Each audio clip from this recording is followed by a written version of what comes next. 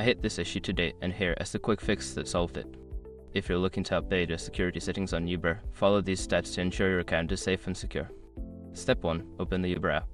Launch the Uber app on your smartphone. This is where you'll access all your account settings. Step 2. Go to Account Settings. Tap on the profile icon in the top right corner, then select Settings from the drop-down menu. This will take you to your account settings. Step 3. Access Privacy Settings. Scroll down and find the Privacy section. Here, you can manage who can see your ride details and other personal information. Step 4. Enable two-factor authentication.